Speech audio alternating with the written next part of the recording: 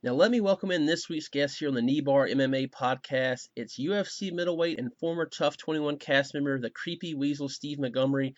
Steve will be taking on Daniel Kelly at UFC 193, November 15th. Steve, thanks for so much for joining us today. It's good to be here. Thanks for having me, even with the Yeah, I'm going to ask. technical difficulties. Yeah, we had a little technical difficulties. I think it's all sorted out. I'll just gonna For the ask a question. You probably get this a lot. I think you have one of the best nicknames, at least most unique nickname in MMA. How did you get the Creepy Weasel nickname? Yeah, people that have listened to my interviews before are probably gonna hear the old same hackneyed answer, but it's the only answer to give. I was just really skinny, and when I started training in South Carolina, I was really skinny, and I trained with a lot of big, heavy rednecks, grown men. And I got really good at squeezing out of tight spots, chokes and things like that. And they just always started calling me the Weasel. They were like, "You're a skinny little weasel. You can squeeze out of stuff, this and that." So that name stuck. I didn't like it, but when people call you, when people call you a nickname, you can't deny it. You can't make up your own nickname. So they kept calling me the Weasel. And then when I moved down to Florida, they noticed that when I get anxious before fights, I would have a little face tick, and they thought it was creepy. So they were like, "Dude, you're gonna creep your opponents out, and they're gonna stop showing up to the fight, or they're gonna start, dipping out the back door." So they started calling me creepy. So I told them what my nickname was from South Carolina, and they just started calling me the Creepy Weasel.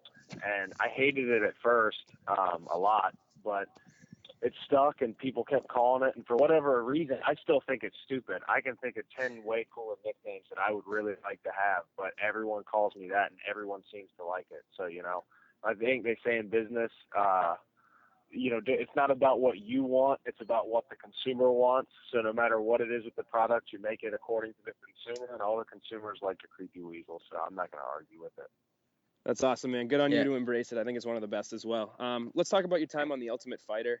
Obviously, there was a bit of a disappointing ending for you on that show, but what was it like, during your time being on the show, and what was that like living with the Blackzilians and having that rivalry go on? It was a really cool experience. The people on the actual crew, they're really cool people. I really like the Ultimate Fighter crew, the people that run it. They're all great, and I just didn't like not being able to fight. Like when people call me a tough cast member, I don't even really. I mean, it was cool to be a part of it, but because I didn't fight, I don't feel like I was a true cast member. A cast member fights. Even if you lose, I would have rather lost in 6 seconds than not fought at all. So I was really pissed about not being able to fight. And there was a couple things that obviously they didn't have time to show, but I was there for a week trying to get back on the show. After the seizure happened, we went and got a ton of medicals done. I mean, all sorts of different brain scans, heart scans, blood work, urine testing. They did every test they could on me, and showed that I had a clean bill of health. But and the Ultimate Fighter crew, as well as the UFC, had no problem with me coming back in. But I think ultimately the people at Fox just didn't give the go-ahead. They didn't feel that it was good, a good idea to put somebody in there. And if something were to happen, it would have looked bad on them. So I don't blame them for their decision. I was just really disappointed. I really wanted to fight. And one thing I really was happy about is the crew and the UFC let me stay around the whole time. I didn't live in the house, but I was at every training session. I got to train with the guys. I got to corner them in their fights and be there for them during the fight. So I still got to help push the team forward, but I would have much rather, gone out there and gotten a win for the team. That would have been better than anything else. Yeah, I don't blame you, man. And it must have been obviously tough watching it, and obviously going through that issue. But looking back on it, do you almost look at it like kind of there was some positive that came out of it? From that show, there was only 5 fighters that were signed, and you were one of them, and now you're going on to your second UFC fight. Yeah, a ton of positive stuff came out of it. I mean, even as it was happening, it was frustrating, but I could see all the benefits from it. I learned a lot of things about certain people. Certain people had my back that I never truly understood how much they had my back, so that was great. For whatever reason too, Dana was really harsh on the fights at first. He was very critical. Some of the fights that I personally thought were really good fights, he was like, "Oh, they could have fought harder, this and that." So I was just expecting him to drop the dumpster on me, like, "Oh, this idiot didn't cut weight right, this, and that." But he was like super cool, he was like, "I really hate what happened to Creepy.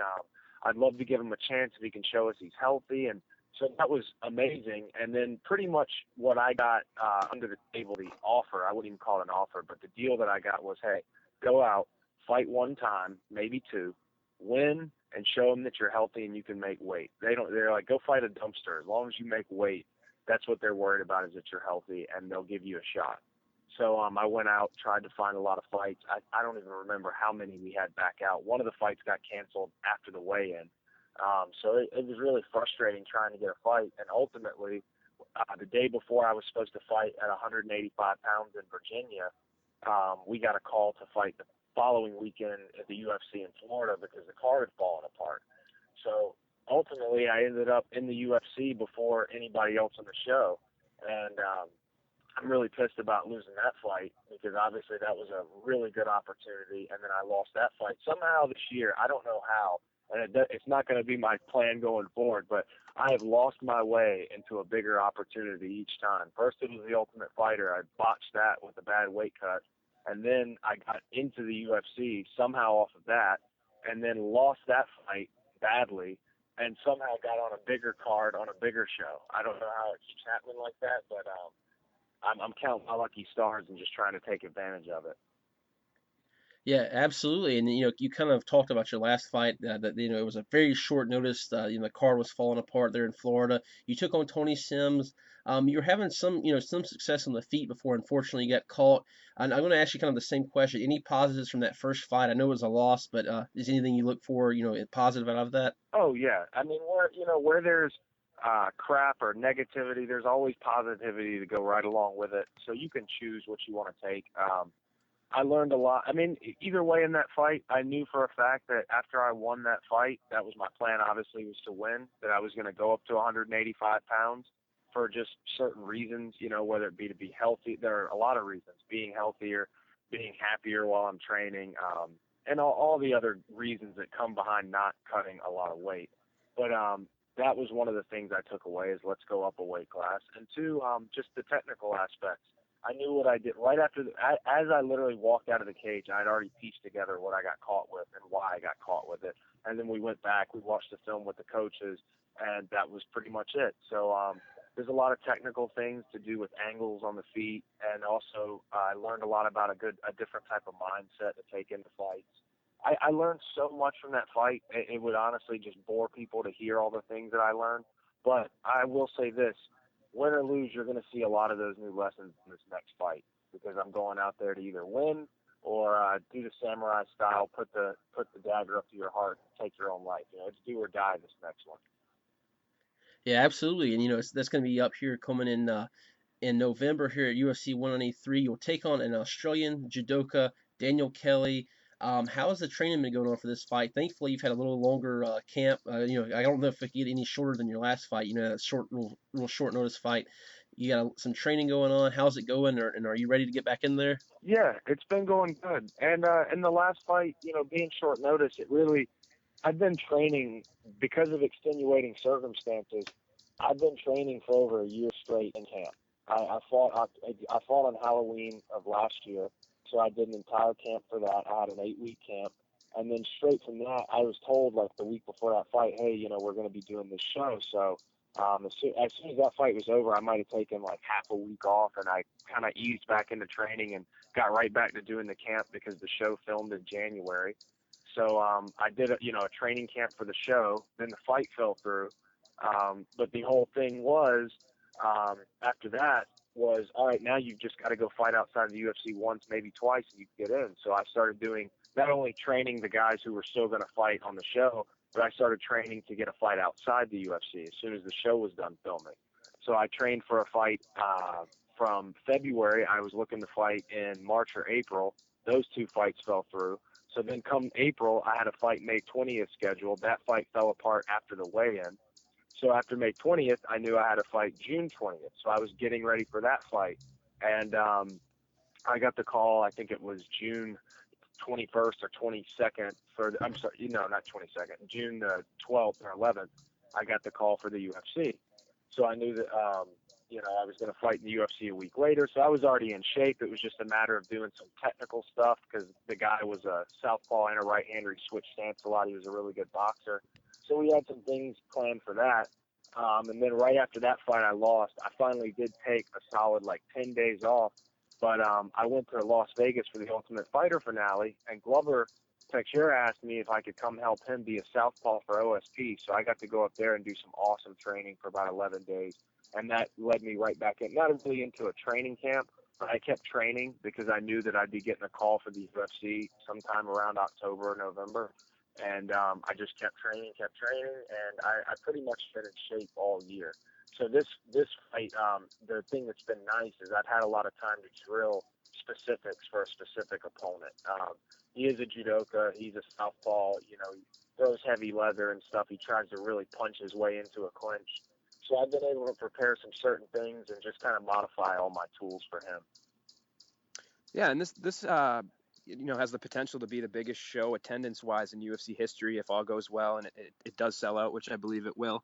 What are your thoughts on being part of such a historic event? It must have been a no-brainer to accept that one, huh? Oh yeah. I'm to the point where, I mean, if they called me to fight Robert Whitaker or some big middleweight out behind a dumpster, I'd take it. So it's really cool to be on such a big show. And from what I've heard, I've done a little bit of Google research. I think they sold something close to 60,000 tickets the first week, and the venue seats 75,000. So within the tailgaters and all the people that'll be working the event, I'm going to guess there'll probably be close to 80,000 people there. And I looked at the Ireland card yesterday on Fight Pass, and even though that card had some things fall through, that crowd was full for the first fight. So these Europeans and these international cards, they always fill up quick because these people they're passionate about it. They really like it, and I've heard good things about the Australian fans. So I'm sure the event will be packed by the time I get there. And I mean, I don't know. I'm not really thinking about the crowd. I'm just thinking about the job. I'm really, really ready to just get in the cage, get past all the walking out. I'm not really looking to enjoy the ambiance. I'm looking to go get the job done and enjoy that. So you're not really a guy who would get nervous at all going out, fighting an Australian, all those people. The energy is going to be crazy. You're a guy more feeds off that type of stuff. No. I'm the opposite. I think one of my problems was for the last fight, when I walked out, it was in front of my hometown. I looked at it as an extension of the show. It was because on the show we had all our friends, the team itself, people from the gym, they were all coming to the fight.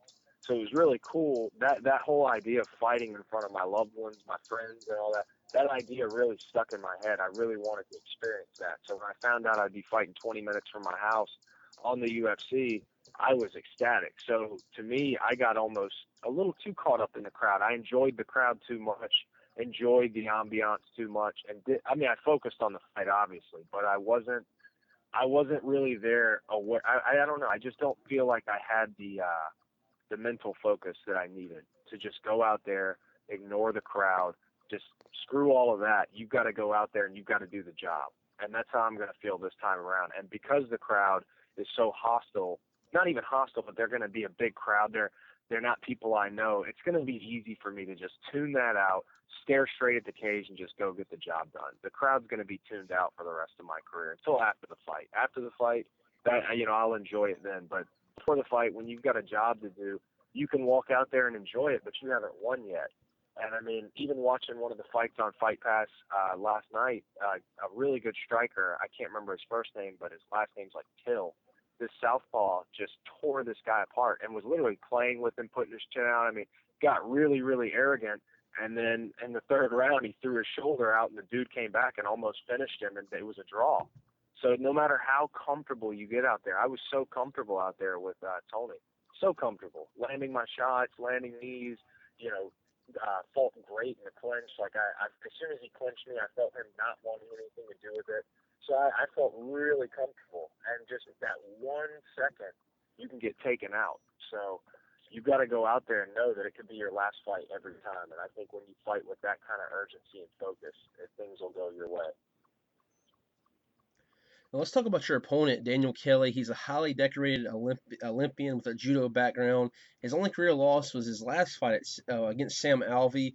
Without giving away too much information about your game plan, what do you expect to see out of him? And have you been watching a lot of film on him?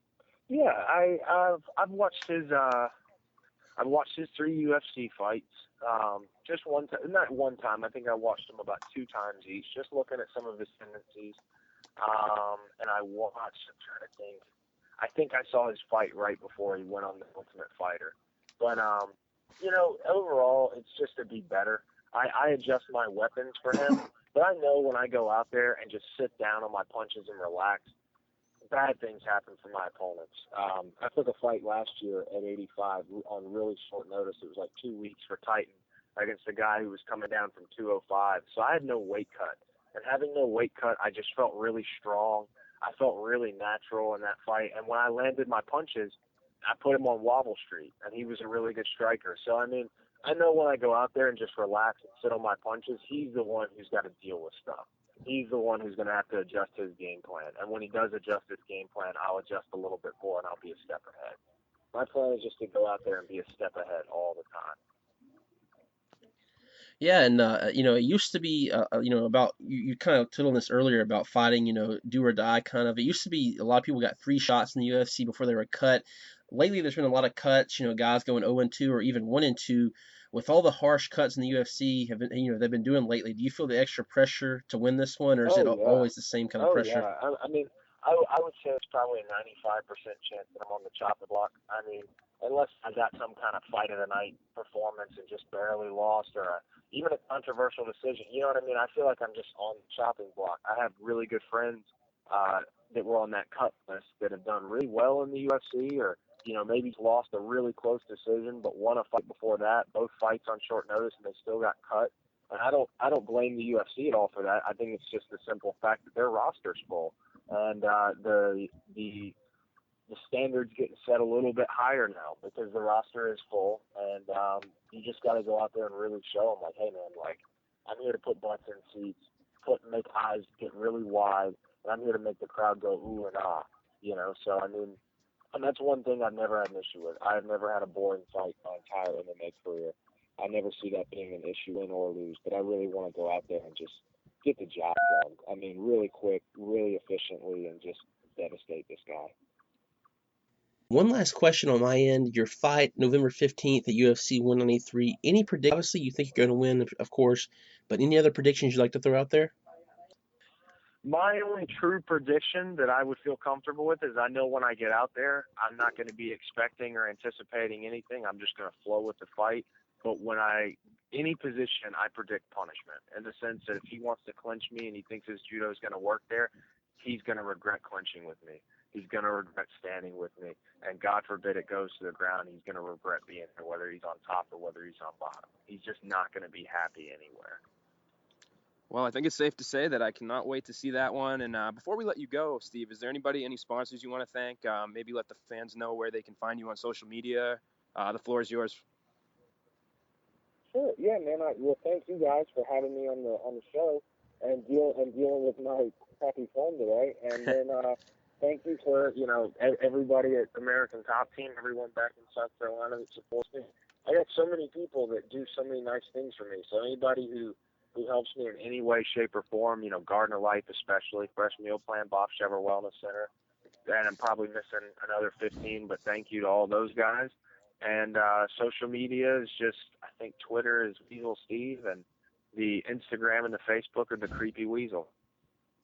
All right, well, there he is, the one and only Creepy Weasel, Steve Montgomery. Steve will be taking on Daniel Kelly in a matchup which will air live on Fox Sports 1 as part of UFC 193, Rousey versus Holm. Thanks again, Steve, for coming on, and safe travel.